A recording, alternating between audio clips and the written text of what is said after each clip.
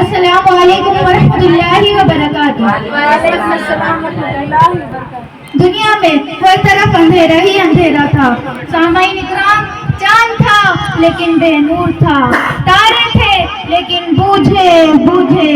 آفتاب تھا لیکن ڈوبا ڈوبا، اجڑے اجڑے ہوئے تھے، عقلوں پر پتھر پڑے ہوئے تھے، خزاں نے پہاڑوں کو لپیٹ کر چمن ویران کیا ہوا تھا کہ اچانک میرے پیارے نبی صلی اللہ علیہ وسلم کی آمد ہوئی، جنہیں رحمت للعالمین بنا کر بھیجا گیا۔ وہ رحمت للعالمین جن کی انگلیوں سے صحراؤں میں چشمے پھوٹتے تھے، وہ رحمت للعالمین جس کی سواری سے بیمار اپنی صحت یاب ہو جاتی ہے، وہ رحمت للعالمین جس پر بادل اپنا سایہ کرتا ہے، وہ رحمت للعالمین جس کی برکت سے سوکھے ہوئے شجر سے سبز شاداب ہو جاتے ہیں، وہ رحمت للعالمین جس کی قربت حضرت علی کو شہر خدا بنا دیتی ہے، وہ جس کی نسبت حضرت فاطمہ رضی اللہ عنہا کو خاتون جنت کا درجہ عطا کرتی ہے، وہ رحمت للعالمین جس کے پسینے اثر سے ملکوں کے خزانے فضاؤں کو مہکاتے ہیں، وہ رحمت للعالمین کہ جنات کے قافلے جس کے قیام حق کو سننے دربار عالی شان میں تشریف لاتے ہیں، وہ رحمت للعالمین کی شان میں کیا بیان کروں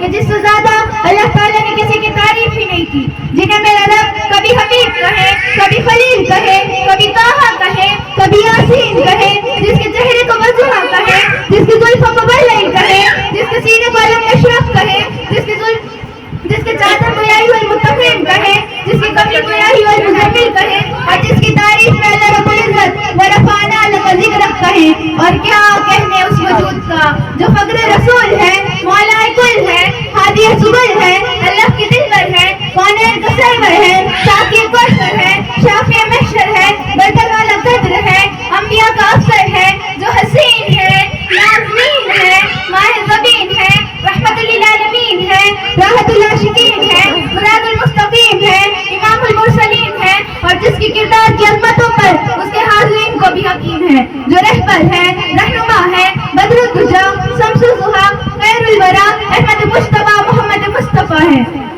جو اٹھے تو آسمانوں کو بلندیاں مل جائے، جو بیٹھے تو زمین کو سکون مل جائے، جو ہنسے تو ستارے چمکنے لگے، جو بولے تو عناصر چہکنے لگے، اور جس کی خوشی سے جنت مچلنے لگے، جس کے غضب سے جہنم ابلنے لگے، کہ جس کے چہرے کی چمک سے صبح سویرا حاصل کرے، جس کے زلفوں سے محتسرہ اندھیرے کی بھیک مانگے، کہ مقام محبوب جس کے انتظار میں ہے، شفاعت کبریٰ جس کے انتظار میں ہے، جنت بن سور کر جس کے انتظار میں ہے، وہ تاریخ کے میدانوں میں پتھر کھا کھا کر دعائیں دینے والا، احد کے پہاڑوں پر دندار مبارک شہید کروا کر مسکرانے والا، وہ اپنے چچا حضرت حمزہ کے قاتل کو معاف کرنے والا، وہ کبھی کبھی حضرت سے منافق کا جنازہ پڑھانے کا ارادہ کرنے والا، وہ مکہ فتح کر کے عام معافی کا اعلان کرنے والا، شاعر نے اس کو اس انداز میں کہا ہے: عشق ہو تو عشق کا مطلب سمجھ میں آئے گا، عشق ہو تو عشق کا مطلب سمجھ میں آئے گا، ان کا رتبہ جاہلوں کے کب سمجھ میں آئے گا، ان کا رتبہ جاہلوں کے کب سمجھ میں آئے گا، میری مانو تو مصطفیٰ سے عشق کرنا سیکھ لو، میری مانو تو مصطفیٰ سے عشق کرنا سیکھ لو، اس میں کتنا فائدہ ہے تب سمجھ میں آئے گا، اپنے قلبے میں خدا نے کیوں رکھا ہے نام نبی، اپنے قلبے میں خدا نے کیوں رکھا ہے نام نبی، سوچو تو سرکار کا مطلب سمجھ میں آئے گا، سوچو تو سرکار کا مطلب سمجھ میں آئے گا۔ نعرہ تکبیر، اللہ اکبر، نعرہ تکبیر، اللہ اکبر، نعرہ رسالت، یا رسول اللہ، نعرہ رسالت، یا رسول اللہ، دیکھو میرے نبی کی شان، بچہ بچہ ہے قربان۔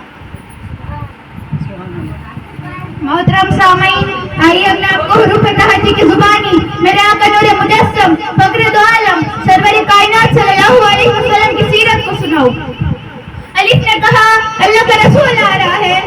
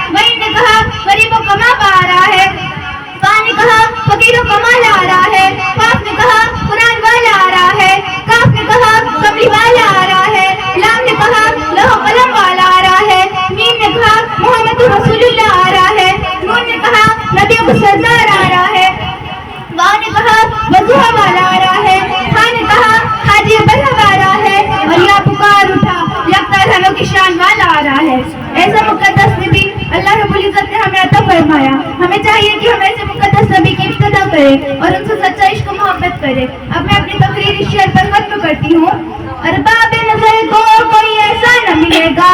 ارباب نظر کو کوئی ایسا نہ ملے گا, بندے تو مل جائیں گے آقا نہ ملے گا, بندے تو مل جائیں گے آقا نہ ملے گا. تاریخ اگر ڈھونڈے گی ثانی محمد, تاریخ اگر ڈھونڈے گی ثانی محمد, ثانی تو بڑی چیز ہے سایہ نہ ملے گا, ثانی تو بڑی چیز ہے سایہ نہ ملے گا. وما علینا الا البلاغ المبین.